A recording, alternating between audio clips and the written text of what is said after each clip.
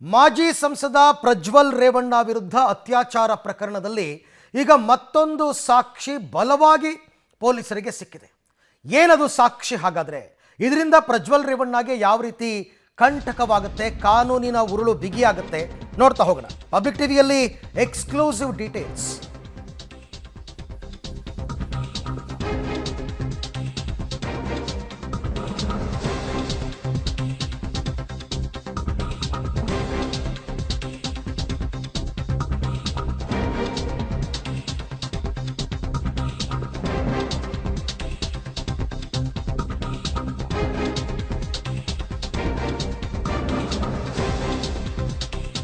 ಪ್ರಜ್ವಲ್ಗೆ ಮುಳುವಾಗುತ್ತಾ ಅದೊಂದು ಸೀರೆ, ಈ ರೀತಿಯಾದಂತಹ ಅನುಮಾನ ಈಗ ಮೂಡ್ತಾ ಇದೆ. ಪ್ರಜ್ವಲ್ ರೇವಣ್ಣ ವಿರುದ್ಧ ಅತ್ಯಾಚಾರ ಪ್ರಕರಣದಲ್ಲಿ ಇನ್ನೂ ಕೂಡ ಪೊಲೀಸರು ತನಿಖೆಯನ್ನು ನಡೆಸ್ತಾ ಇದ್ದಾರೆ. ಪ್ರಜ್ವಲ್ಗೆ ಎದುರಾಯ್ತಾ ಮತ್ತೊಂದು ಸಂಕಷ್ಟ. ಆ ಮತ್ತೊಂದು ಸಂಕಷ್ಟ ಸೀರೆಯ ರೂಪದಲ್ಲಿ ಬಂತ. ಹಾಗಾದರೆ ಯಾವ ಸೀರೆ ಮತ್ತು ಯಾರ ಸೀರೆ, ಯಾವ ವಿಚಾರವಾಗಿ ಪ್ರಜ್ವಲ್ ರೇವಣ್ಣಗೆ ಸಂಕಷ್ಟ ಎದುರಾಗ್ತಾ ಇದೆ, ಇದ್ರ ಬಗ್ಗೆ ಎಕ್ಸ್ಕ್ಲೂಸಿವ್ ಡೀಟೇಲ್ಸ್ ಅನ್ನು ಕೊಡ್ತಾ ಹೋಗ್ತೀವಿ. ಮಾಜಿ ಸಂಸದ ಪ್ರಜ್ವಲ್ ರೇವಣ್ಣ ವಿರುದ್ಧ ದಾಖಲಾಗಿರ್ತಕ್ಕಂಥ ಹಲವಾರು ಕೇಸ್ಗಳಲ್ಲಿ, ಕೆಲವು ಕೇಸ್ಗಳಲ್ಲಿ ಈಗಾಗಲೇ ಚಾರ್ಜ್ ಶೀಟನ್ನು ಕೂಡ ಪೊಲೀಸರು ಸಲ್ಲಿಸಿದ್ದಾರೆ. ಕೆಲವು ಪರೀಕ್ಷೆಗಳನ್ನು ಮಾಡಿಸಿದ್ದಾರೆ. ಆ ರಿಪೋರ್ಟ್ ಕೂಡ ಲಭ್ಯವಾಗಿದೆ. ಆ ರಿಪೋರ್ಟ್ ಏನು ಹೇಳ್ತಾ ಇದೆ? ಪ್ರಜ್ವಲ್ ರೇವಣ್ಣ ವಿರುದ್ಧ ಅತ್ಯಾಚಾರ ಪ್ರಕರಣ, ನಾನಾಗಲೇ ಹೇಳಿದೆ ಹಲವಾರು ಕೇಸ್ಗಳು ದಾಖಲಾಗಿದೆ ಅಂತ. ಈ ಪರ್ಟಿಕ್ಯುಲರ್ ಸೀರೆ ಪ್ರಕರಣ ಯಾವ ಕೇಸ್ ಇದು?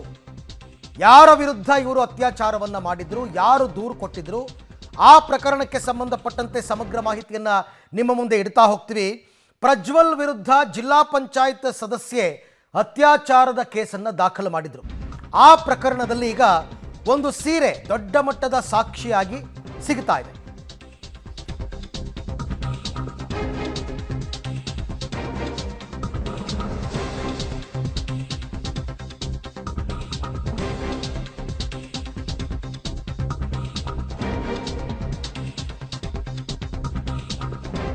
ಜಿಲ್ಲಾ ಪಂಚಾಯತ್ ಸದಸ್ಯ ಒಬ್ಬರು ಬೆಂಗಳೂರಿಗೆ ಬಂದು ಒಂದು ದೂರನ್ನು ಕೊಟ್ಟಿದ್ದು ಪ್ರಜ್ವಲ್ ರೇವಣ್ಣ ವಿರುದ್ಧ.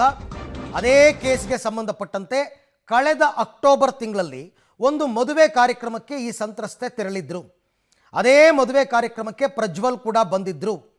ಆ ಕಾರ್ಯಕ್ರಮದಿಂದ, ಮದುವೆ ಕಾರ್ಯಕ್ರಮದಿಂದಲೇ ಬಲವಂತವಾಗಿ ಅಪಹರಿಸಿ ಆಕೆಯನ್ನು ರೇಪ್ ಮಾಡಲಾಗಿದೆ ಅಂತ ದೂರನ್ನು ಕೊಟ್ಟಿದ್ದಾರೆ. ಭಯ ಬೀಳಿಸಿ ಅತ್ಯಾಚಾರವನ್ನು ನಡೆಸಿದ್ದಾರೆ ಅಂತ ಸಂತ್ರಸ್ತೆಯ ಆರೋಪ. ಹಾಗಾಗಿ ಸಂತ್ರಸ್ತೆಯ ರೇಷ್ಮೆ ಸೀರೆಯನ್ನು SIT ಅವರು ವಶಕ್ಕೆ ಪಡ್ಕೊಂಡು ಒಂದಷ್ಟು ಪರೀಕ್ಷೆಗಳನ್ನು ಮಾಡಿಸಿದ್ದಾರೆ. ಏನದು? ಅತ್ಯಾಚಾರ ಮಾಡಿದ ಸಂದರ್ಭದಲ್ಲಿ ರೇಷ್ಮೆ ಸೀರೆಯನ್ನು ಧರಿಸಿದ್ರು ಸಂತ್ರಸ್ತೆ. ಯಾಕೆ ಅಂತಂದರೆ ಅವರೊಂದು ಮದುವೆಗೆ ಬಂದಿದ್ದರು. ಮದುವೆ ಕಾರ್ಯಕ್ರಮಕ್ಕೆ ಬಂದಾಗ ರೇಷ್ಮೆ ಸೀರೆಯನ್ನು ಉಟ್ಕೊಂಡು ಬಂದಿದ್ದಾರೆ. ಅದೇ ಕಾರ್ಯಕ್ರಮಕ್ಕೆ ಪ್ರಜ್ವಲ್ ಕೂಡ ಬಂದಿದ್ದು. ಬಳಿಕ ಮನೆಯ ಕಬೋರ್ಡ್ನಲ್ಲಿ ಆ ಸೀರೆಯನ್ನು ಸಂತ್ರಸ್ತೆ ಇಟ್ಟಿದ್ರು. ಅಂದರೆ ಮದುವೆ ಕಾರ್ಯಕ್ರಮ ಎಲ್ಲ ಮುಗಿದು ಬಲವಂತವಾಗಿ ಆಕೆಯನ್ನು ಕರ್ಕೊಂಡು ಹೋಗಿ ಅತ್ಯಾಚಾರ ಮಾಡಿ ಎಲ್ಲ ಮುಗಿದ ನಂತರ ಕಬೋರ್ಡ್ನಲ್ಲಿ ಸೀರೆಯನ್ನು ಇಟ್ಟಿದ್ರು.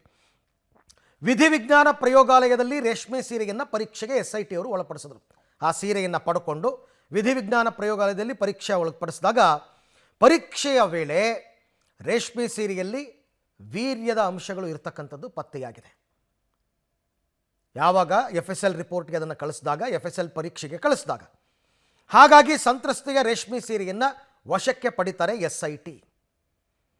ಸೊ ಪ್ರಜ್ವಲ್ನನ್ನು ಕೂಡ ಈಗ DNA ಪರೀಕ್ಷೆಗೆ ಒಳಪಡಿಸ್ತಕ್ಕಂಥ ಸಾಧ್ಯತೆ ಇದೆ. ಮ್ಯಾಚ್ ಆಗಬೇಕಲ್ಲ, ವೀರ್ಯ ಪ್ರಜ್ವಲ್ನದ್ದೇ ಅಂತ ಸಾಬೀತಾದರೆ ಆಗ ಪ್ರಜ್ವಲ್ ರೇವಣ್ಣಗೆ ನಿಜಕ್ಕೂ ಕೂಡ ಸಂಕಷ್ಟ ಶುರುವಾಗುತ್ತೆ. ಬಟ್ ಇದೊಂದೇ ಪ್ರಕರಣ ಅಲ್ಲ. ಈ ಹೊಳೆನರಸೀಪುರದ ಮನೆ ಕೆಲಸದಾಕೆಯ ಮೇಲೆ ನಡೆದಂತಹ ಅತ್ಯಾಚಾರ ಪ್ರಕರಣದಲ್ಲೂ ಮನೆ ಕೆಲಸದಾಕೆಯ 4 ಸೀರೆಗಳನ್ನು ವಶಕ್ಕೆ ಪಡೆದಿದ್ದರು. ಈಗ ಇನ್ನೊಂದು ಕೇಸ್ ಇದು, ಜಿಲ್ಲಾ ಪಂಚಾಯತ್ ಸದಸ್ಯೆಯ ಅತ್ಯಾಚಾರ ಕೇಸ್. ಈ ಬಗ್ಗೆ ಮತ್ತಷ್ಟು ಮಾಹಿತಿ ನನ್ನ ಕೊಲೀಗ್ ಮುರಳೀಧರ್ ಅವರಿಂದ ಪಡ್ಕೊಳ್ಳೋಣ. ಮುರಳಿ, ಈಗಾಗಲೇ ಹೊಳೆನರಸೀಪುರ ಕೇಸ್ನಲ್ಲೂ ಕೂಡ ಪೊಲೀಸರು ಇದೇ ಕ್ರಮವನ್ನು ಅನುಸರಿಸಿದರು. ಈಗ ಇದು ಜಿಲ್ಲಾ ಪಂಚಾಯತ್ ಸದಸ್ಯೆ ಅತ್ಯಾಚಾರ ಕೇಸು. ಇದರಲ್ಲಿ ಏನೇನು ಪರೀಕ್ಷೆಗಳಾಗಿದೆ, ಈಗಾಗಲೇ ಚಾರ್ಜ್ ಶೀಟ್ ಆಗಿದೆಯಾ ಹೇಗೆ ಅಂತ?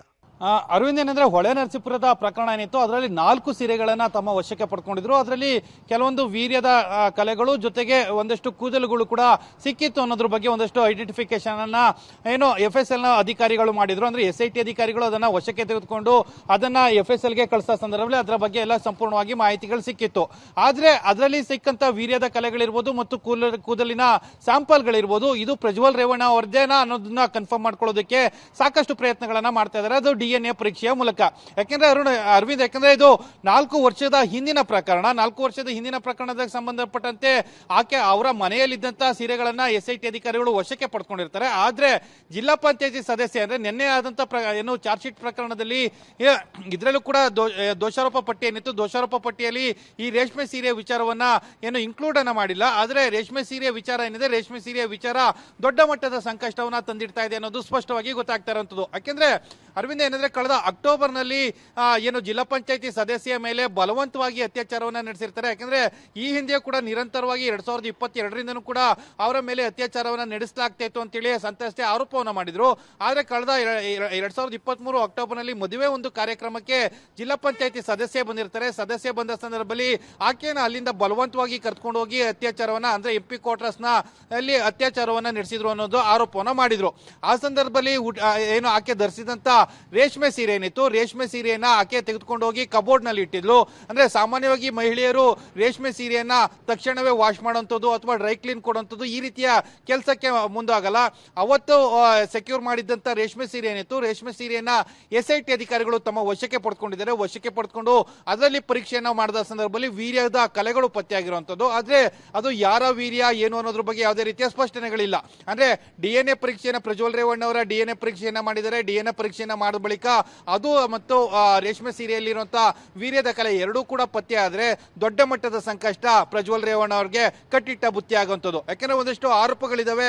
ಯಾಕೆಂದ್ರೆ ಅವರನ್ನ ಮೆಡಿಕಲ್ ಚೆಕ್ಅಪ್ ಮಾಡಿಸುವ ಸಂದರ್ಭದಲ್ಲಿ ವೀರ್ಯದ ಕೆಲವೊಂದು ಸ್ಯಾಂಪಲ್ ಗಳನ್ನ ಕಲೆಯನ್ನ ಹಾಕಿದ್ರು. ಅದನ್ನ ತೆಗೆದುಕೊಂಡು ಹೋಗಿ ಸೀರೆಗೆ SIT ಅಧಿಕಾರಿಗಳೇ ಅಂಟಿಸಿರುವಂತಹ ಪ್ರಯತ್ನಗಳಿದಾವೆ ಅನ್ನೋದ್ರ ಬಗ್ಗೆ ಆರೋಪಗಳಿತ್ತು. ಆದ್ರೆ ಯಾವ ಸಂದರ್ಭದಲ್ಲಿ ಈ ವೀರ್ಯದ ಕಲೆಗಳಾಗಿದ್ದಾವೆ ಮತ್ತು ವೀರ್ಯದ ಕಲೆಗಳು ಎಷ್ಟು ತಿಂಗಳ ಹಿಂದಿನದ್ದು ಅನ್ನೋದ್ರ ಬಗ್ಗೆ ಕೂಡ FSL ಅಧಿಕಾರಿಗಳು ಒಂದಷ್ಟು ಕನ್ಫರ್ಮೇಶನ್ ಅನ್ನು ಕೂಡ ಕೊಟ್ಟಿರುವಂತದ್ದು. ಅರವಿಂದ್, ಮುರಳಿ, ಸಾಮಾನ್ಯವಾಗಿ ಇಂತಹ ಪ್ರಕರಣದಲ್ಲಿ ಬೇರೆ ಬೇರೆ ಸಂತ್ರಸ್ತೆಯರು ಬೇರೆ ಬೇರೆ ದೂರು ದಾಖಲು ಮಾಡಿದಾಗ ಒಬ್ಬನೇ ಆರೋಪಿ ಮೇಲೆ ಪ್ರತಿ ಬಾರಿನೂ ಕೂಡ ಅವರ ಸೀರೆ ಆಗಲಿ ಮತ್ತೊಂದು ವಸ್ತ್ರವನ್ನು FSL ರಿಪೋರ್ಟ್ ಕೊಡಬೇಕಾದ್ರೆ ಅದನ್ನು ಮ್ಯಾಚ್ ಮಾಡೋದಕ್ಕೆ ಆರೋಪಿಯ DNA ಟೆಸ್ಟ್ ಮಾಡಲೇಬೇಕಾಗುತ್ತಾ, ಹೇಗೆ? ಖಂಡಿತ. ಯಾಕೆಂದ್ರೆ ಪ್ರತಿಯೊಂದು ಪ್ರಕರಣದಲ್ಲೂ ಕೂಡ ಪ್ರತಿಯೊಂದಲ್ಲೂ FIR ನ ಸಂಖ್ಯೆಗಳು ಬೇರೆ ಬೇರೆ ಆಗಿರ್ತವೆ. ಆ FIR ನ ಅಡಿಯಲ್ಲೇ FSL ನ ರಿಪೋರ್ಟ್ ಗಳನ್ನ ಕೊಡುವಂಥದ್ದು. ಯಾಕಂದ್ರೆ FSL ರಿಪೋರ್ಟ್ ಕೊಡೋ ಸಂದರ್ಭದಲ್ಲಿ ಅದರಲ್ಲಿ ನಂಬರ್ ಅನ್ನ ಮೆನ್ಷನ್ ಮಾಡಿರ್ತಾರೆ. FIR ನಂಬರ್ ಇರ್ಬೋದು ಮತ್ತೆ ರಿಕ್ವೆಷನ್ ನಂಬರ್ ಇರ್ಬೋದು, ಇದನ್ನೆಲ್ಲ ಕೂಡ ಮೆನ್ಷನ್ ಅನ್ನ ಮಾಡಿರ್ತಾರೆ. ಯಾಕಂದ್ರೆ ಮುಂದಿನ ದಿನ ಡಿಫೆನ್ಸ್ ಅನ್ನ ಮಾಡೋ ಸಂದರ್ಭದಲ್ಲಿ ಪ್ರಜ್ವಲ್ ರೇವಣ್ಣ ಪರ ವಕೀಲರು ವಾದವನ್ನ ಮಾಡೋ ಸಂದರ್ಭದಲ್ಲಿ ಬೇರೊಂದು ಪ್ರಕರಣಕ್ಕೆ ಸಂಬಂಧಪಟ್ಟಂತ DNA ಪರೀಕ್ಷೆಯನ್ನ ತೆಗೆದುಕೊಂಡು ಬಂದು ಇದಕ್ಕೆ ಮ್ಯಾಚ್ ಮಾಡುವಂತ ಪ್ರಯತ್ನಗಳನ್ನ ಮಾಡ್ತಾ ಇದ್ದಾರೆ ಅಂತೇಳಿ ಆರೋಪನ ಮಾಡುವಂತ ಸಾಧ್ಯತೆಗಳಿರ್ತವೆ. ಅರವಿಂದ್, ಈ ಹಿಂದೆ ಕೂಡ ಅದೇ ರೀತಿ ಆಯಿತು. ಯಾಕಂದ್ರೆ 3 ಅತ್ಯಾಚಾರ ಪ್ರಕರಣಗಳು ಪ್ರಜ್ವಲ್ ರೇವಣ್ಣ ಮೇಲೆ ಆಗಿತ್ತು. ಆದ್ರೆ 3 ಅತ್ಯಾಚಾರ ಪ್ರಕರಣದಲ್ಲೂ ಕೂಡ ಪ್ರತ್ಯೇಕವಾಗಿ ಮೆಡಿಕಲ್ ಚೆಕಪ್ ಅನ್ನ ಮಾಡಿಸಿರುವಂತದ್ದು, ಜೊತೆಗೆ ಅವರ ಪುರುಷತ್ವ ಪರೀಕ್ಷೆಯನ್ನು ಕೂಡ ಮಾಡಿಸಿರುವಂತದ್ದು. ಯಾಕಂದ್ರೆ ಮೊದಲ ಪುರುಷತ್ವ ಪರೀಕ್ಷೆ ಆದ ಬಳಿಕ ಎರಡನೇ ಪುರುಷತ್ವ ಪರೀಕ್ಷೆಯ ಸಂದರ್ಭದಲ್ಲಿ ಪ್ರಜ್ವಲ್ ರೇವಣ್ಣ ಅವರು ಓಪನ್ ಕೋರ್ಟ್ ಅಲ್ಲಿ ಕೇಳ್ಕೊಂಡಿದ್ರು, ನನಗೆ ಅದು ತುಂಬಾ ಮುಜುಗರ ಆಗ್ತಾ ಇದೆ ಮತ್ತು ಅಸಭ್ಯವಾಗಿ ನಾನು ವರ್ತನೆಯನ್ನ ಮಾಡಬೇಕಾದಂತ ಅನಿವಾರ್ಯ ಪರಿಸ್ಥಿತಿಗಳು ಎದುರಾಗ್ತಾ ಇದಾವೆ. ಆ ಹಿನ್ನೆಲೆಯಲ್ಲಿ ಮತ್ತೊಮ್ಮೆ ಮೆಡಿಕಲ್ ಚೆಕಪ್ ಅನ್ನ ಮಾಡಿಸಬಾರದು ಅಂತೇಳಿ ಕೋರ್ಟ್ ನಲ್ಲಿ ರಿಕ್ವೆಸ್ಟ್ ಅನ್ನ ಮಾಡಿದ್ರು. ಆದ್ರೆ ಕೋರ್ಟ್ ಅದನ್ನ ಮಾನ್ಯ ಮಾಡಿರಲಿಲ್ಲ. ಅಂದ್ರೆ 3 ಪ್ರಕರಣದಲ್ಲೂ ಕೂಡ ಮೆಡಿಕಲ್ ಚೆಕಪ್ ಅನ್ನು ಕೂಡ ಮಾಡಿದ್ರು. ಅದೇ ರೀತಿಯಲ್ಲಿ ಪ್ರತಿಯೊಂದು ಪ್ರಕರಣದಲ್ಲೂ ಪ್ರತ್ಯೇಕವಾಗಿ ಪ್ರತಿಯೊಂದು ಪ್ರಕರಣದಲ್ಲಿ ಈ ರೀತಿಯ ಸಾಕ್ಷ್ಯಗಳು ಸಿಗ್ತಾ ಹೋದ ಸಂದರ್ಭದಲ್ಲಿ DNA ಪರೀಕ್ಷೆಯ ಅನಿವಾರ್ಯತೆಗಳಿರ್ತವೆ. ಅನಿವಾರ್ಯತೆಗಳಿದ್ದ ಸಂದರ್ಭದಲ್ಲಿ ಈ ಮಾಹಿತಿಗಳೆಲ್ಲ ಕೂಡ ಬೇಕಾಗುತ್ತೆ ಮತ್ತು DNA ಪರೀಕ್ಷೆ ಕೂಡ ಬೇಕಾಗುವಂಥದ್ದು. DNA ಪರೀಕ್ಷೆ ಮಾಡಲಿಕ್ಕೆ ದೊಡ್ಡ ಪ್ರಮಾಣದ ವಿಚಾರವನ್ನ ತೆಗೆದುಕೊಳ್ಳುವಂತ ಅವಶ್ಯಕತೆ ಇಲ್ಲ. ಒಂದು ರಕ್ತದ ಸ್ಯಾಂಪಲ್ ಅನ್ನ ತೆಗೆದುಕೊಳ್ಳುವಂಥದ್ದು ಅಥವಾ ಕೂದಲು ಅಥವಾ ಉಗುರನ್ನ ಸ್ಯಾಂಪಲ್ ಅನ್ನ ತೆಗೆದುಕೊಳ್ಳುವಂತ ಪ್ರಕ್ರಿಯೆ ಅದು ಸಣ್ಣ ಪ್ರಕ್ರಿಯೆ. ಆ ಹಿನ್ನೆಲೆಯಲ್ಲಿ ಪ್ರತಿಯೊಂದು ಪ್ರಕರಣದಲ್ಲೂ ಕೂಡ ಪ್ರತ್ಯೇಕವಾಗಿ DNA ಪರೀಕ್ಷೆಗೆ ಒಳಪಡಿಸುವಂಥದ್ದು.